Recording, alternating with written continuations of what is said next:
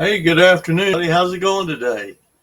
I'm sorry I missed last week. Had some family obligations to take care of, but hey, I'm great you're here joining me tonight, this afternoon. Uh, just give people a few minutes to find the video, and hopefully I got it set to the right location so everybody will find it. Uh, Quick intro. Most of you know this, but my name's Ron Baranski. I'm an attorney licensed in Texas. I've been licensed since 2003. Uh, Worked in a variety of practice areas, but during the last 10 years or so, I've really focused primarily just on estate planning. And so that's kind of where my focus and my mission is. And I'll repeat what I said last week. We covered kind of, do I need a will or no will? What's the difference? But something I always repeat is all of you need a durable power of attorney and a medical power of attorney. And like I said last week, if you don't have one and can't get together with me or someone else and get one, send me a DM or message me from wherever you're at. I will send you to a source where you can get a free version. It's probably not exactly what I would prepare for you, but it will serve the purpose. It's vitally important that you have that, because if you have a wreck tomorrow and you're laid up for 6 months, and who's going to deal with the financial uh, issues, sign off on maybe your IRS tax filing, or uh, whatever it may be related to your property or finances.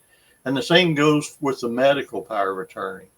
You know, if you're unable to communicate your wishes and desires to your medical team, name the person that you trust that would uh, make decisions in your best interest. And so, as I said before, message me. I'll get you to a location where you can put those together free, uh, because I believe they're that important.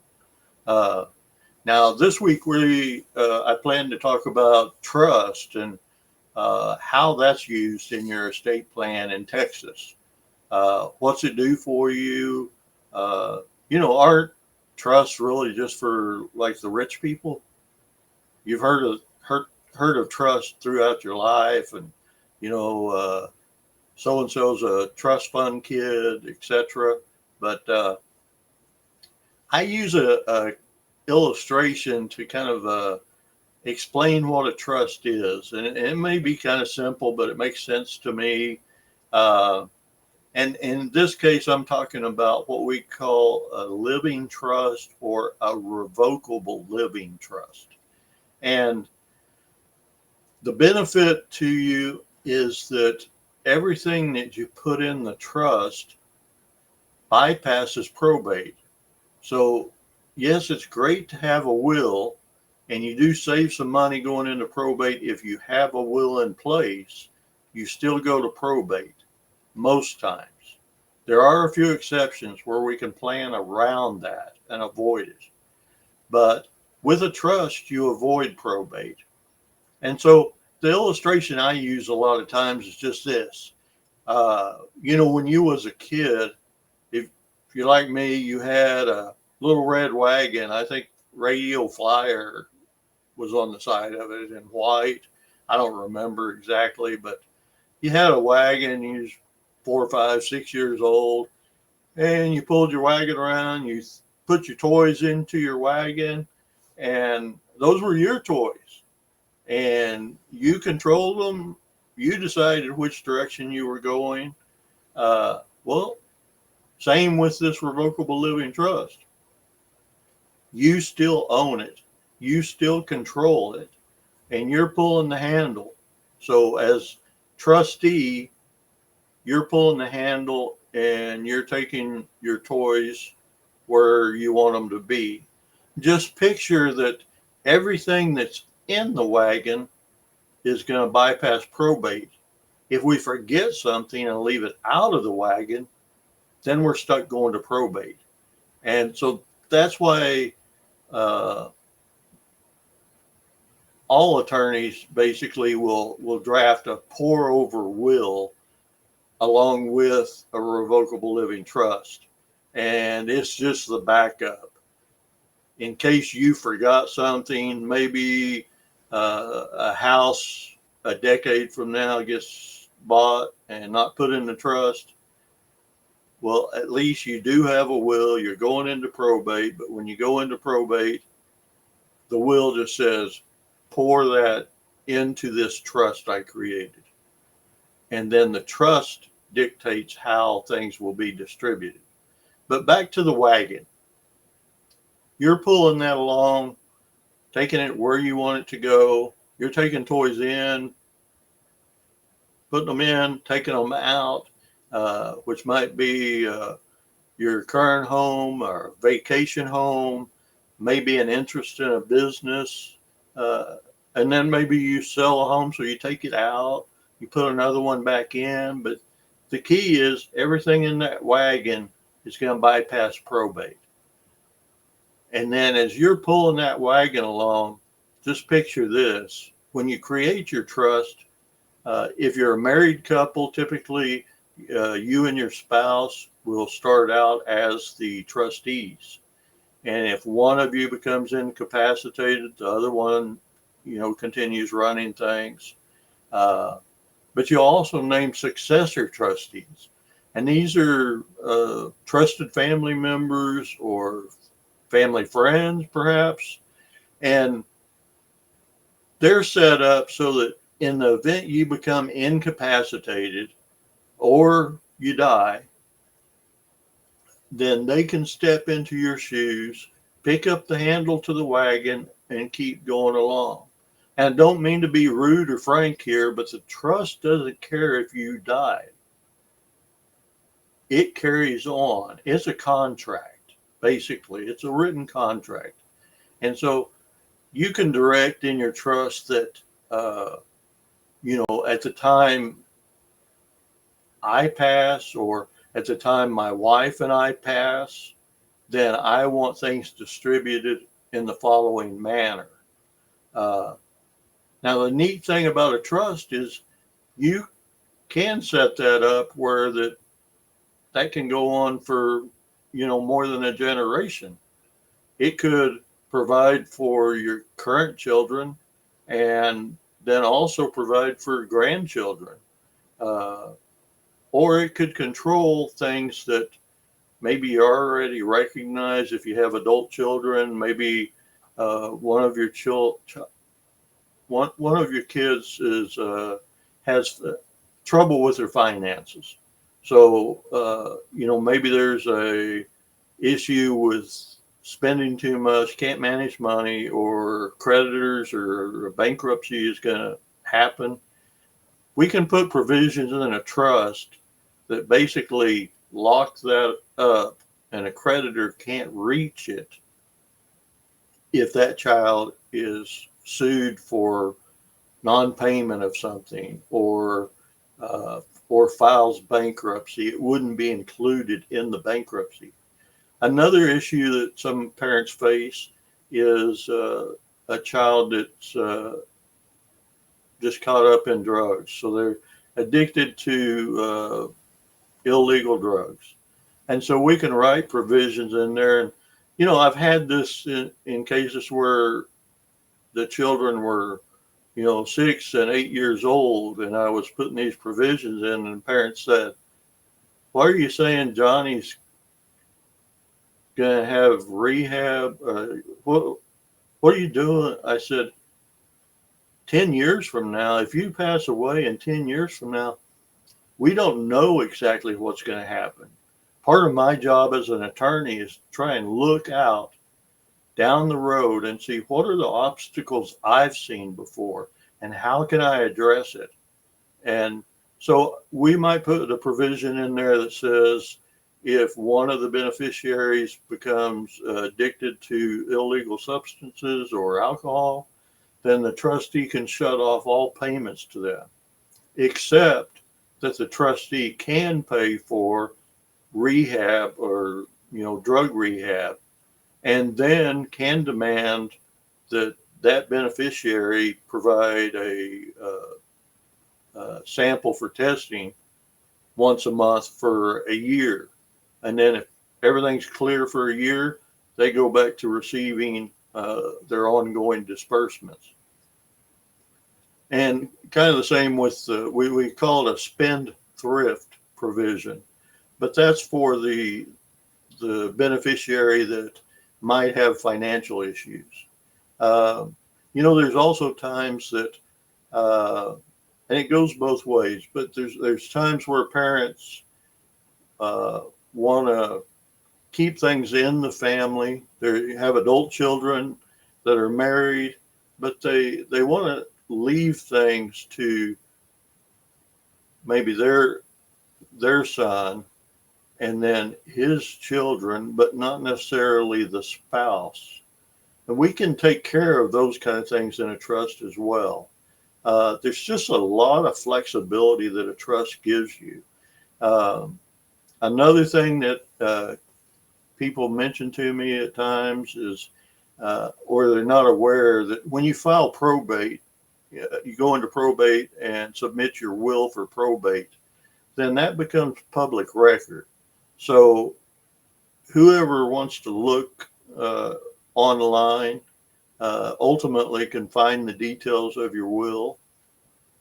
Then 6 months to a year after you've probated your will, there'll be an inventory and appraisement required to be filed with the court. And they can see that document, where things went, who got what. And so some people prefer the privacy of a trust because a trust never sees the courtroom if things work right. Never sees the courtroom. Things continue on without any judicial intervention. And the named trustees just follow your wishes as you've dictated in your trust. And like I said, that could simply be that once my wife and I have both passed, then take everything in here and split it up to my three children, one third, one third, one third. Uh, or, as I said, we couldn't hold on to it for however long you want, as long as we have trustees in line. But bear in mind, your trust will never fail because maybe a successor trustee died and there's no trustee out there.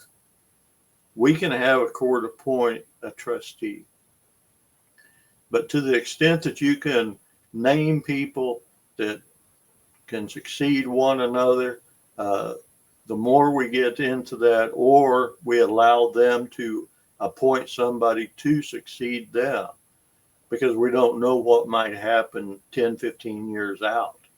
I haven't mentioned this much, but with clients that I'm working with now, what I've started doing is I've been guilty of this myself, and I see it from other attorneys and law firms. Once you get your documents and you sign them, and we say have a great day and thank you for your business, we don't ever call you back. I'm adding kind of a personal touch, I think, and that is I want to be a guy that you can reach out to throughout the rest of your life, to the extent I'm alive. So I'm going to call you 1 year after we put an estate plan together. And it's not a sales call, because if I did my job right and nothing has shifted within the family, then it's simply great to talk to you. How are things going? Has anything significant changed in your life? And if it hasn't, then great. Uh, I look forward to talking to you a year from now. Uh, there's there's so many things with, whether it's a estate plan based on a will or, a revocable living trust type plan that needs some ongoing maintenance. It's probably not every year, but that's just my plan. A 15 to 30 minute call, free call. I mean, if we need to do more work and redo things, then there might be expenses for that. But basically, I just want to check in and make. So many times these documents get put on a shelf or in a fireproof safe, whatever it may be, and they're not looked at again for a decade. And as I said, I'm guilty as well. Attorney never calls. Once things are done, that's kind of in your hands. But I want to be, I think the term for it is a relational attorney. And that is, if we're putting an estate plan together, I'm probably going to spend a little more time trying to understand family dynamics and maybe how we can resolve some conflict in the family or minimize it to the extent that's possible. Uh, I just want to develop a plan that meets your end goals, and with a trust especially, you can set that up to leave a legacy that may go on to your grandchildren and their children, or may later pass on to a charitable group. It's just a whole lot of options there. So I want you to think about trust and think about how that would fit within your estate plan. As you're thinking about this, and don't be shy about giving me a call. I'm not going to bite. Uh, I'll talk to you about what your goals and needs are, and we can see what plan would work best for you. Uh, but I won't put you in to the wrong thing just to make a buck. And my previous clients will tell you that. I my first goal, meet your needs, find out what your needs are, and address them. And if one plan doesn't do that, then I'll explain how this other one does. But like I said, in some of my cases, a, uh, a will-based plan, especially for younger people where you have husband and wife, and we can split things up with them. Uh, a will-based plan has worked and has bypassed probate. I mean, we put the will is just a piece of the overall estate plan. But tonight was trust, and I want to talk about that. And I think next week I'll be talking about a supplemental needs trust. So if you have a special needs child, or even adult that faces uh, any kind of a disability or mental challenges, there's ways that they can be provided for within a trust, and it will not affect their government funding for long-term care. So that'll be next week, and I look forward to seeing you again. Thanks for joining me tonight. Throw a comment in there that's hashtag live if you're watching this live. Another one that helps is hashtag value. If you got something valuable out of tonight's video. And the last one, if you're watching this on a replay later, hashtag replay. It kind of helps me know when to set up my recording times and when to stream this. I moved to 4 o'clock because I did a poll. One person asked me to move it before or after dinner time.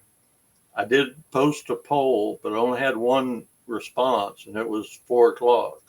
So if you want me to move the time around something different, let me know in the comments, and I can easily do that. But hey, I look forward to seeing you next week. Thanks so much, and make sure and grab hold of your loved ones and put an estate plan together tonight, tomorrow.